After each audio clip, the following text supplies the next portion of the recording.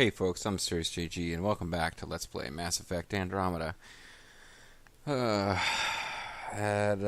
this sit-down, which is the first I've had in over 3 weeks, I had a whole video that I lost, had a scare that my laptop was going to die, and I've had no gameplay as I'm reading the frickin' Codex. But it's long overdue, and like periodic little Codex videos where you just grab the new info is probably the way to go, but when you don't feel like doing it and you finally make yourself do it, you've got a couple videos worth of it to do. Hopefully, between planets and locations, technology, and ships and vehicles, there won't be a lot of new things to do. So, there's a lot of new things to do. Aladdin. Aladdin is a scorching desert moon of a gas giant, identified in Initiative Shots as Habitat 2. Aladdin was considered a golden world despite its harsh conditions because of the moon's vast mineral wealth.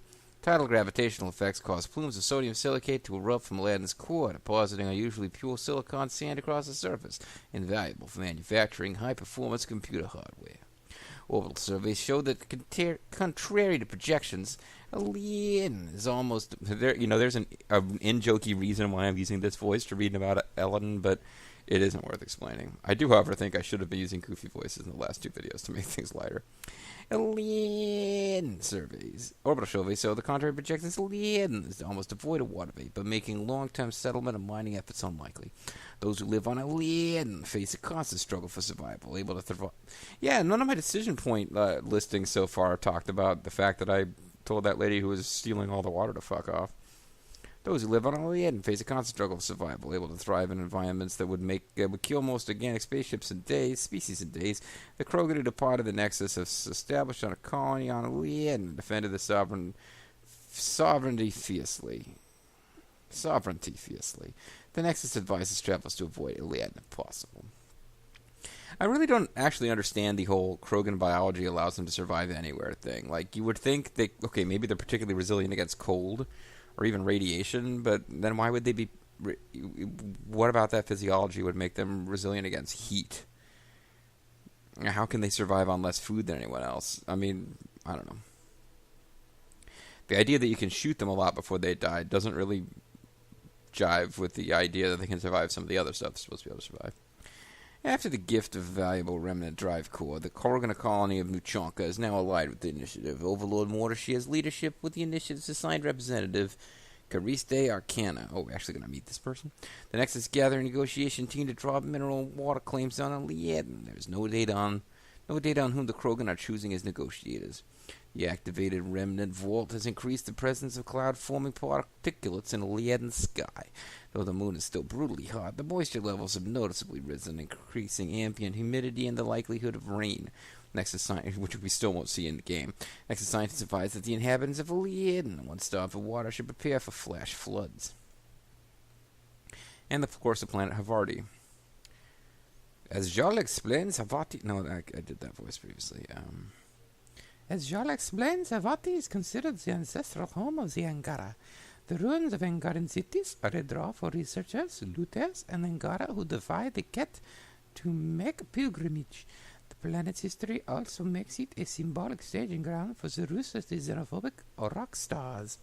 Long-range surveys by the Andromeda Initiative indicated Havarti was a garden world of lush green jungles and abundant liquid water. The planet was considered a golden world and given the label Avatar 3. Our observations today show Havarti is unrecognizable. The jungles now dominate much of the planet's surface, demonstrating bizarre growth patterns. Samples show grotesque mutations and hormonal changes in the jungle's plant life, rendering it not only extremely hardy, but hazardous for consumption. These factors point to a large-scale shift in Havarti's ecology that bears investigation. With the remnant was stabilized and correctly activated, both Angara and Nexus scientists report a noticeable improvement in Havarti's planet life. The more aggressive and mutated species are dying back, supplanted by soil-enriching and pollinating varieties. In a comparatively brief time, Havarti shows signs of being a welcoming, guarded world. Meanwhile, Initiative scientists have joined forces with the Angaran personnel to investigate Havarti further. Hey, I wonder if I space these Mass Effect videos out by a day, if people will be left in suspense for longer about whether my laptop is working. The Scourge. The Scourge is a colloquial term for a huge and extremely dangerous interstellar phenomenon sighted across much of the Helios cluster. It appears to be a cloud spreading its tendrils that affect plants, planets, and surrounding space, destroying starships that attempt to pass over it, through it or near it. Observations and data from the Nexus now show that Scourge's tendrils are composed of radioactive, element zero rich dust and debris. Within these tendrils, thousands of microscopic and unstable warps in space-time are constantly erupting. These unpredictable distortions built up a charge into the EZO, causing uncontrolled mass effects that alter gravity and can rip a starship apart without warning. The Scourge's presence also affects nearby planets, raining down radioactive fallout and debris, or even altering the orbit of worlds that pass through or near it. The Scourge is aggressively drawn to remnant structures and planets, though the cause of the attraction is not yet fully understood. This manifests as further tendrils of dust and radioactive particulates that cling to the surface of remnant technology and interfere with its operations. Either this matter was left behind after the planet in question passed through the Scourge itself, or even distant interactions with remnant technology can cause the Scourge to coalesce spontaneously. In either case, even this minor manifestation of the Scourge demands additional caution when approaching remnant sites. Damn it. I had a breakdown. I also just realized that doing the voice, I didn't capture any of what I was reading. So, yeah, it's drawn to remnant structures, and we don't know why. Okay, kind of already seem to know that. No long-range data showed any sign of the Scourge before departing to the Helios cluster. Nexus scientists suggest it must have appeared in the intervening centuries, while the arcs traveled to Andromeda. That's an important thing to note, folks. The arcs left between the events of Mass Effects 2 and 3, but in fact, they would arrive long after Mass Effect 3. One of the Scourge's more interesting characteristics is that it appears artificial. Its origin point is yet to be determined, but the pattern of the tendrils and you know what? That actually wrecks Mass Effect 3's endings. The synthesis ending, where the big question of how to stop AIs from ultimately wiping out humanity, which is by somehow mystically and without good explanation making all artificials part organic and all organics part artificial. That's actually undone if there's a bunch of organic Milky Way species out in the Andromeda cluster who could eventually make contact with the Milky Way species and enter into this like innate conflict with them because they're organic and those guys are part AI. One of the Scourge's more interesting characteristics is that it appears artificial. Its origin point is yet to be determined. The pattern of the tendrils and the composition of the cloud could not have been caused by any celestial event known to astrophysics. Investigations are ongoing, though slowed by the deadly conditions created by the Scourge. And Aya is an anomaly in the Helios cluster, a lush planet where a remnant site appears to be active. It is a sanctuary for Angara. It is the only known sentient species local to Helios and guarded fiercely against outsiders. This is helped by Aya's position relative to Helios' black hole, whose gravitational lensing effect makes Aya harder to detect. The Scourge also makes the approach to Aya extremely dangerous for untrained pilots.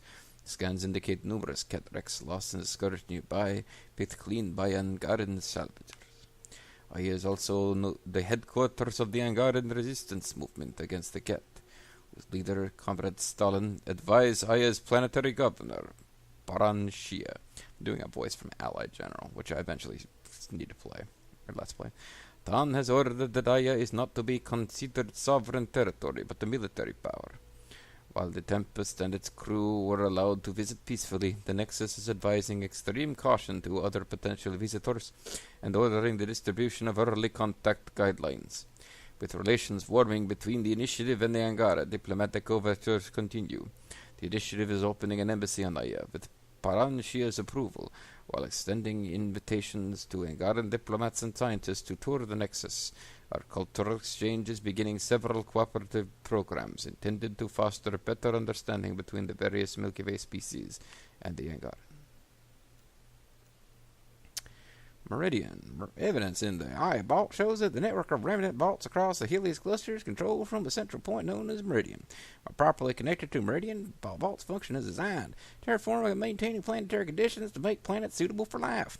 When disconnected, the vaults appear to either go standby, as seen on Eos, or malfunction, as may have happened on Habitat 7, with disastrous consequences for the planet. This proves Meridian's central importance to remnant vaults and the planet of the Helios cluster. Whoever controls it theoretically affect vault function, meaning they could control or disrupt the ecology of the entire world. According to Moshe Sheba, the Archon is aware of Meridian's location but has been unable to make use of it. This offers new urgency to solving Meridian's mysteries. HO's 47C. This small planet was of particular interest to the Turian contingent of the Andromeda Initiative. I'm Mario. A long-distance story suggests HO47C was a golden world, eminently suitable for textile-protein species like Turians, earning it the designation Habitat 5. The Turian Ark Nathanis set course for HO47C to ensure they would have a viable settlement site on arrival. Woohoo! In the intervening centuries, astronomical studies show HO7 blah blah blah was pulverized by debris from the erupting scourge. The dark energy of the phenomenon increased the mass of this debris to the point that the impact shattered the planet, leaving it uninhabitable. Oh, Mia, something. Wish its magnetic fields drastically weakened and much of its atmosphere lost. What remains intact of HO47C's surface is vulnerable to cosmic radiation. This has rendered the soil unable to support life, although it's a potential source of valuable helium-3. Black hole HO12 Katos. As the center of the Helios cluster is a black hole, a huge star that has collapsed into a region of space-time with gravitational effects so powerful that even light cannot escape. This example is believed to be a Kerr black hole approximately 12 stellar masses in size, and appears to have absorbed additional mass from nearby systems.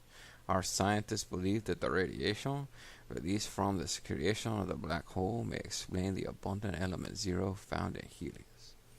In the Milky Way, study of black holes was still in its infancy. The forces surround the event horizon. You mean that horrible movie about the spaceship that goes to hell and comes back a demon? The forces around the event horizon typically destroy probes before they can transmit their data.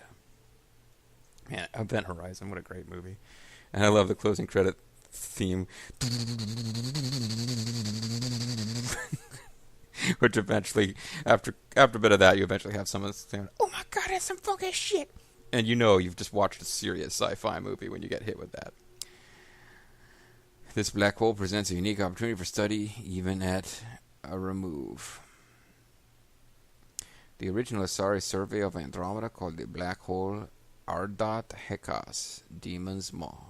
Initiative charts refer to it as HO1 Ketos, after the mythological sea monster that intended to devour the princess Andromeda. According to their scientific journals, Angaran astronomers called the black hole Herange, roughly the Fisher's lure, for the observable effect it has on comets and surrounding systems. The gravitational lensing effect of the black hole has allowed the Angaran-controlled planet Aya to go largely unnoticed by the Ket. Continued observation has shown interesting interactions between the black hole and the scourge. There is evidence that some of the scourge's mass is being drawn into the black hole, causing continued currents in the phenomenon. Our scientists suggested that without the black hole, the scourge phenomenon might have been even more hazardous. And Voeld. From the Milky Way, the initiative identified Voeld as Habitat 6, a golden world, projected to be a life-sustaining and temperate garden world. This is confirmed by Angaran historian Voeld was once a heavily populated and thriving Angarian colony. During the Scourge event, gravitational distortions affected Voeld's orbit. Models from Nexus Tech Labs show how this triggered a minor ice age. The Angaran were forced to withdraw to a few urban centers, with the rest of Voeld's population scattered in smaller settlements. Voeld is therefore both culturally and strategically important to the Angara, and has drawn the attention of the Ket. Reports suggest a significant military presence on both sides as the Angaran resistance fight to defend Voeld's population and protect the ice-encrusted remains of their world. The initiative's new outpost, has been safely established. Led by new mayor Priya Blake, is committed to open borders with the Angara as Voeld becomes more habitable. The outpost is now a major supplier of water ice to other colonies in the Nexus, and you've essentially ignored it as far as being a place where you could go get side missions. Analyzing Suvi's orbital readings, it appears that the Voeld vault unable to gravitationally compensate for Vorod's change in orbit, has triggered a controlled melt of frozen carbon dioxide in permafrost. Projections show this will thicken the atmosphere, gradually raising Vorod's temperature to ease the ice age. This reveals that remnant vaults are capable of sophisticated analysis in response to planetary conditions. And Kadara. Kadara was of great interest in the Andromeda initiative after it appeared in long-range surveys, seemingly abundant liquid water and no oxygen atmosphere. And an oxygen mix atmosphere, made it a strong candidate for settlement, earning it the designation Habitat 4. Closer range surveys now reveal that Kadara's water sources are tainted and unpotable. Of greater concern is the largest settlement known as Kadara Port. Reportedly once a trade post for the Angara, it has been adopted by exiles, pirates, and mercenaries who used it as a staging ground. Kadara Port is considered a rogue state by the Nexus, given its strong ties to exiles, and initiative personnel advised to keep the distance. Soul Kelly, leader of the pirate outcast, has now cemented her hold in Kadara Port and pledged to defend any outposts on Kadara from other exile factions. Officially, the Nexus still has no diplomatic ties with Kelly. Unofficially, the Apex bounty on Kelly has been quietly withdrawn. The Yacion with something. The initiative outpost on Kadara has had a smooth initial deployment. The outpost is led by Christmas Tate, formerly of Mining Company 07 on Mars.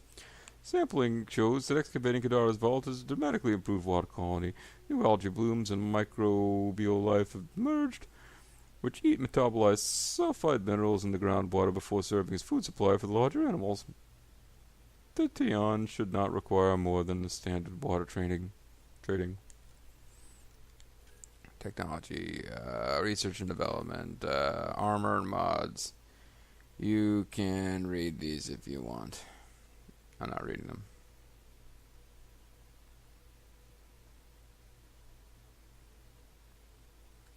They're talking about fusion mods. You can read it if you want. My voice is starting to go. Augmentations. Augment materials used in research and development craft. Man. Terraforming. Tired of reading. You can pause and read any of this that you feel like. I'm kind of reading it as I go, not out loud, scanning for stuff that's really interesting to me.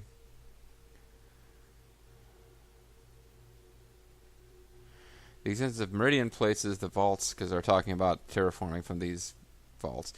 Operation in larger context, species capable of engineering on a cluster-wide scale would not need to terraform worlds to survive. Through reactivating the vaults results in an environment agreeable to Milky Way species, it is entirely possible that their renewed viability is a means rather than an end. Yeah, that's a good point, actually. Ships. We can read about the Ark Lucinia. Constructed in orbit around some Basari world, named after a kingdom of wealth and learning. Built to the same specifications as Hyperion. Modeled adaptations to Asari preferences. Initially rejected as a human-driven boondoggle by many Asari investors, and the construction of Lucinia was met with ridicule. However, the efforts drew the attention of several matriarchs who had assisted in the previous attempts to send crewed missions to Andromeda, and their impassioned extranet addresses helped turn the tide of public opinion. At her departure ceremony, Ark Lucinia was officially blessed by Atamna, Palladium, and organizations of Seerist high priestesses. Traveled. They were attacked by the Ket, came under attack by the decimation. Stolen Ket navigational data allowed the Ark to flee through the Scourge while evacuating as many civilians as possible. Constant hearing eventually forced the Ark to go into hiding. After being escorted to safety, Ark Lucinia is now docked to the Nexus to offload the remaining colonists. Odyssey Drive. It's some fancy-ass engine that allows them to go across dark space. You can read about it if you feel like it. Out-galaxy distributed static sync. If I ever make some comment about how it's unrealistic that such and such can happen, and it's explained by this piece of Codex, feel free to call me out. then I will just respond that, well, what they put in the Codex is just a convenient gloss over for a huge hole in their own plot, if that should happen. Arc Titanus is constructed in orbit around some Turian planet. It's built to similar specifications to the Sari arcs, but with minor changes to accommodate them. Captained by the renowned Dia Praeton of the Sixth Fleet. Like most economical ventures, Turian investors returned onto the Andromeda initiative by their clients. The Volus Turian hierarchy was intentionally kept in the dark to keep the initiative a private civilian project. Traveled to the rendezvous point at left. It hit the Scourge. Severe structural damage. Skeleton crew was awoken and attempted to control the situation, but all were either forced to abandon ship or were killed. Captured list included Turian Pathfinder, who died while trying to transfer Sam to his replacement. Because the transfer process was interrupted, the Turian Sam's directives were corrupted, and the IA focused all of Arc Titanus' resources on finding and reaching HO47C, the intended Turian homeworld. The Ark's travels through Scourge have left it too damaged to be returned to the Nexus. However, rescue attempts are underway to retrieve 15,000 sleeping Turians. Ket starships. This might be interesting. What voice do I feel like doing? I know what I'll do. The kit utilizes a variety... Oh, damn it. The kit utilizes a variety of military aircraft, from agile dropships to enormous dreadnoughts. This is really close to another voice I just did, but... A closer inspection of Ket starships, including several destroyed by the Scourge, have shown that they appear to be heavily biometric, while not organic. The kit takes strong design inspirations from living organisms. Air filtration, electrical systems, and heat management mimic behaviors seen in living creatures. Few kit engines, of course... Yeah, this is very similar to the voice I did earlier in the video, but a few kit engine cores available for study show that while the kit use Element 0 cores, their design is radically different. While in comparatively short-range environments such as the Helios cluster, they function similarly to Milky Way drives. Kit drives are capable of gravitationally contracting space in front of the ship and shortening it behind, creating an Alcubierre waveform that allows the ship to traverse longer distances quickly. This design feature compensates somewhat for the lack of long-range mass relay transport in Andromeda, though these drives are highly inefficient by comparison. However, it is clear that we have only seen a small cross-section of Ket starships, likely military vessels on long deployment. More scientifically advanced starship may exist elsewhere. Is that it? That's it. I was just about to fall back on the Alan Rickman voice, but we finished. Whew. Well, we could call it a video early, or we could actually see what we were in the middle of doing. Maybe try to get a start on something. Friend or foe, on hold, wait for Oxul to make his next move.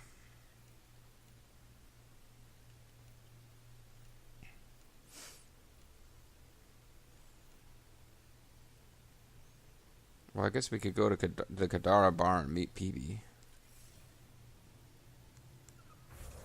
I feel like in order to advance...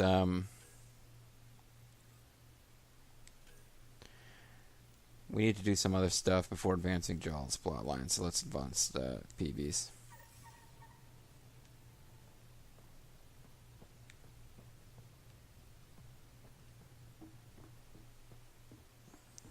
Adavakadara!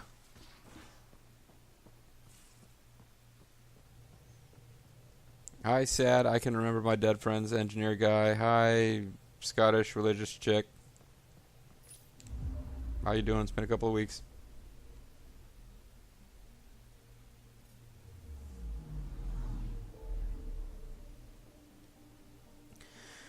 You know, it would be unthinkable in an earlier Mass Effect game, but I have, like, no interest in exploring these other clusters. Like, I would be all about trying to explore them as early as possible. And now I'm like, I don't care. At some point, we'll check them out. Maybe if I don't want to get involved in a long-term mission because I don't have too much time left to record, I'll just fly from system to system. But I'll probably unlock side quests that way.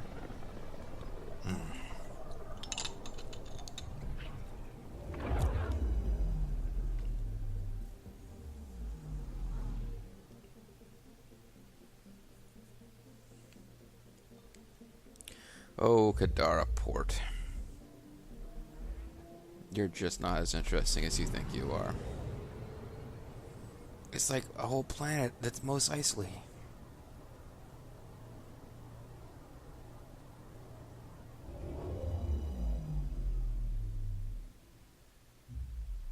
Now orbiting Gadara. Pretty cool, huh?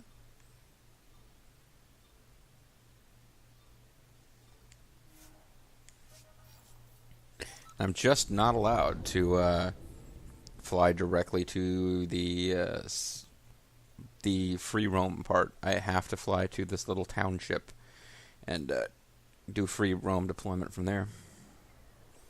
This is how this game rolls.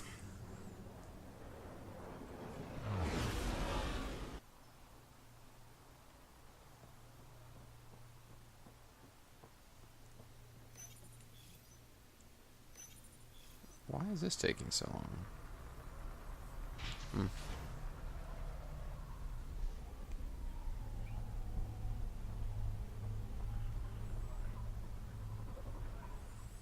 Is this calling for militia volunteers, or is that like a poster selling Ket brand soda?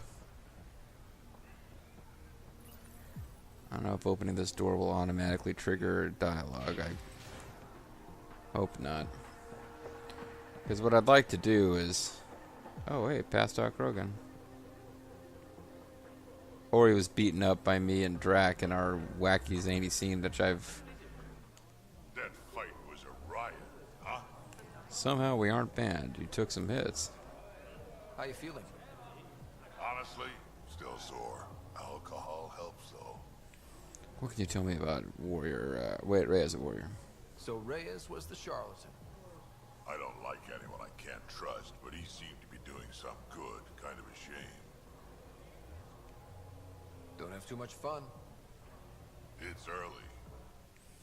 That's not really an answer. It's early. Hey, she's sitting with fake Reyes. Oh, wait, did I hear Liam? Liam's hanging around. Pathfinder.